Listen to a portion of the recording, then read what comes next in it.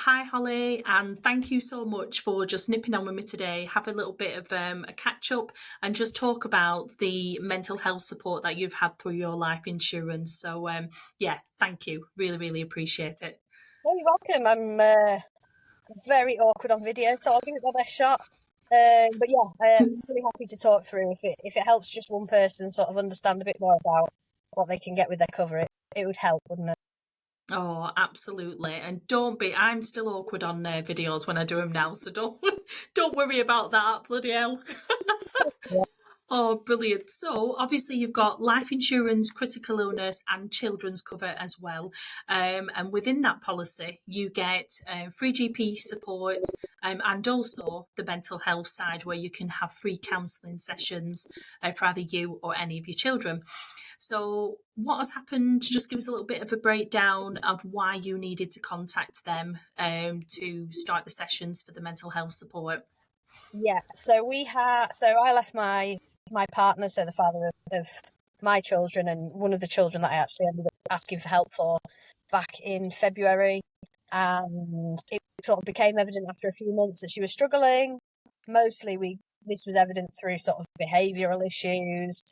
I'd had some counselling through work, but I was only entitled to a certain amount of sessions. And yeah, I just needed somewhere else to reach out to see what was available to me. So I think that's when I gave you a distressed message to say, what can I do? And I went and got in touch with my life insurance provider. Amazing, amazing. And what I liked is obviously you've had some counselling sessions, but also your daughter has as well. So, what did Royal London set up for you? Because was it continued with the same therapist for yourself? Yeah, so I was really lucky. So essentially what happened then was I rang Royal London and they were really helpful actually. I just briefly explained the situation and she put me in touch with a specific, I think they outsourced to a different company, but they basically got a mental health nurse to get in touch with me and she ran through the situation and she then went away and she basically said to me, we'll get some for you, for your daughter, but we'll definitely get some for you as well, which I wasn't expecting because initially I hadn't gone to ask for that. Yeah. It was really good. So they provided lots of useful things. So she sent out some literature, some books that I could work through with Rebecca. And then they also sent some, and then she obviously sorted out the counselling. But yeah, through this, I'd had some counselling through work, like I said, and they basically got in touch with that counsellor and asked if she'd continue care and what sort of the costs would be. And that's what happened. And I would say from me calling Royal London to my first counselling session was 3 weeks maximum, Wow. probably less than that. Brilliant. So obviously there was nothing for you to pay on that thing. It was just Royal London arranging, paying the counsellor to continue working with you really. So did that help you knowing you had the same therapist that you'd had through your works that they arranged? It was when you were going through a traumatic situation, it's really difficult to retell it, as everybody will be aware, for different reasons. Everybody has some trauma story to tell. And when you have to relive that story and try and tell it to someone else, it's always really painful and makes it difficult. But when you don't have to, and you can just continue that sort of conversation with someone, it made the process a lot less traumatic for me. And she was really good, and I got on well with her. And that doesn't always happen with therapy. It's not always the first person you get's the right person for you. So yeah, it really gave me that sort of peace of mind that I could just continue talking to the same person about it. I love that. And actually, I get what you mean because I actually had some counselling sessions through another insurance provider. I didn't like it.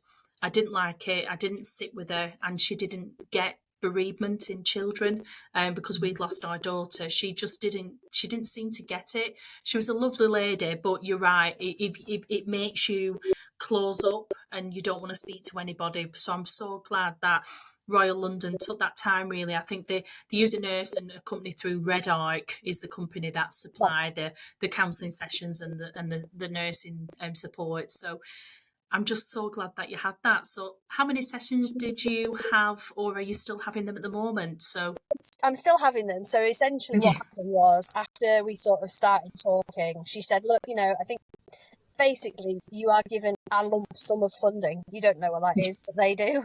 Yeah. They then obviously get into, they do everything. So essentially all I had to do was provide the details of the counsellor. They got in touch with them and they said, yes, I'm happy to continue care, and they agreed whatever it was, and then they deal with all of that. So she deals with my point of contact and I deal with her essentially. Wow.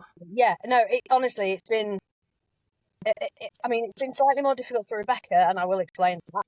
But Yeah. for me, it's been a really seamless process. And like you say, if you can find someone who specialises in type of trauma, I think it's probably improved my experience 90%. Having had That's amazing. previously for other things, I find that if you can actually speak, you're right. If you go through the bereavement of a child, you need to speak to a child bereavement specialist, and they have to understand that. You know, 100%. Royal London have been amazing, really. Oh, As well, so I'm very lucky, really. this is why I like to do these like little bits of case studies, because we don't get to hear this. Well, I do, because I'm always keeping in contact with you guys. But, you know, usually you don't hear this side of it because it's quite personal and it's your space. And, you know, Royal London never asked for that feedback because of it being like that. So it's just great how people do want to share the journeys. They want to share their experiences because it does help people. So thank you, honestly, for doing that. So I'm glad you're still getting the help and support, which is fab, and it's working. So that's good. So what about your daughter? So obviously that was a little bit more unique, wasn't it? Because obviously of the age, and there were some difficulties at the beginning, but she's getting sorted, isn't she? She's still having some sessions. Yes. So essentially what they do is they look for people in the area who specialise with whatever problem you're having. So for her, the problem is she was under 5. She's just turned 6, which has opened up a few more avenues. So basically, we couldn't get in. We were struggling to establish any kind of contact with the one company we were looking at. So she came with a lady from Red Arc and said, shall we have a look somewhere else? Shall we just try something? Because, you know, and we made it slightly more difficult by disappearing for 6-7 weeks. You did, didn't you? Honestly, you're brilliant. So actually, some of this is my fault, nothing to do with them. So basically, I got in touch with another child provider, and we sorted that out within 2 weeks. So again, it would have been really swift. It would have been really quick, and everybody's really sensitive to everything, and that's not always been the case. I know that I hate to bash the NHS because I'm not bashing the NHS. I know they're really understaffed, but we've had some trouble because they just don't get it. And they don't get, one, the severity of the potential problem of it ongoing for too long, and 2, they just don't seem to understand the situational place we were in, are in. So they've been really helpful, but I mean, it's difficult because when you're in a difficult place but you're desperately trying to sort of advocate for your children, it's really difficult. But the point of contact at Red Arc has just made it much better. And any time I felt like I couldn't do it myself, I've literally gone to her and said, right, I don't know if this is the case for everyone. I might just be exceptionally lucky. I've gone back to her and said, right, I'm getting nowhere. What do you suggest we do? You know, and just asking for help has been being able to say, I need help. What help can I get?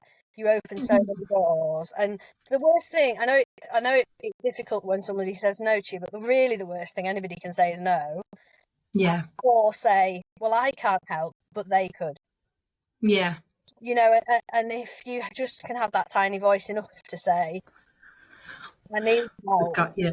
Where can I go? That's just, I don't know, and it's not a small thing, is it? No, you know, Jesus Christ, no. So it's easy for me to say when I've managed to do it, but it wasn't easy. But everybody's made it really easy since then. And that's why it's so important, isn't it, to raise awareness, because people are scared of reaching out. It's so tough to do it, isn't it? We, especially as mums, I don't know if it's a mum thing, that we have got children to look after. We've got to go to work. We've got to clean the house. We've got so much to do. We don't look after ourselves. And really, we should be reaching out, because it's easy to do that now. And I'm so glad that you've just said that, because it will make a difference to somebody, and they'll think, oh my God, why have I not done that before? And then they've got that help and support, and it's helped them. So, oh, you're a star. You're a star. Because I was just saying to my sister-in-law, we were just talking before we came on about it, but I was saying, actually, I never thought of it. I'm always saying to people, oh, take care of yourself. But you don't realise the gravity of that until you think about what would happen if you weren't, not if you weren't there, but what would happen But if you weren't well. You know, yeah, because you weren't taking care of yourself mentally, physically, if you didn't take that time out for you, what happens? What's the consequence of that? And what if that is you have a breakdown and you're not available to your children for 2 yeah, you know? So to, that's it. you know, it Oh, might seem like now it's the hardest thing to say help, but actually doing it saves you yeah, not being there for your children. 100%. God, you've got gonna be crying, you, Well, Mrs. Jeez. I'm Wow. trying to stop myself from doing it, but yes, and that's Yeah, the thing, isn't it? yeah, You absolutely. can't ruin it. You You're can't. amazing. It's true. And sometimes when you're in a bit of a bad place, you don't think of it like that either, do you? You don't think, oh, hang on a minute. No, I need to look after myself. It's easy to reach out. Well, it's not, but you know, how you've explained it will help somebody realise that it actually can be easy to do it. So it's just, I'm glad you've had this support, and nobody knows that it's free with your life insurance and that it's there to help families Yeah. just like what you're going through. So thank you. Well, You then if little anybody star. wants to reach out to me and talk to me about it, and they they feel like that's the bridge between getting the help, I'm happy to speak to anybody who just feels Yeah, like they need another more and more parent who's going through it. It's not just mums, is it? It's all parents. yeah, I mean, I feel more for the mums, but anybody yeah, absolutely. But trying to find their voice, I'm happy to speak to them, and you know. oh, bless you, absolutely. So I'll be definitely saying, go and chat with Holly. She definitely just Hey, do you know what? I'm on Instagram literally all the time. So anybody needs me, just stop. we should help each other. That's what we're here That's what for. it's about. That's what I love about Instagram. I can't believe the little bit of community that we've supported, and everybody just gets on chit chatting and helping each other. And it's just becoming bigger, isn't it? Where people are just supporting each other, and that's what it's about, sharing and helping each other and listening, being a good listener as well. So I know you obviously you knew that you had the GP services and the mental health support. So did you ever think that actually you'd be using it for yourself, let alone obviously your daughter as well? Oh no!